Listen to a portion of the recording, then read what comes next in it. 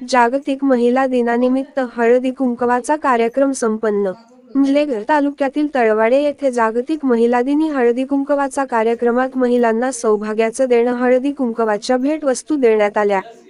तळवाडे गावच्या आई CRP सौ Sunita Nimba Jadhav, पशुसखी Manisha गुणहिरे, CC सौ स्वाती मानकर, सौ छाया दिलीप देशमुख, कृषी सखी सौ सविता भोसले, सौ ठगुबाई सोनजे, आशाताई रमेश पवार यांच्या अध्यक्षतेखाली कार्यक्रमाचे आयोजन करण्यात आले होते।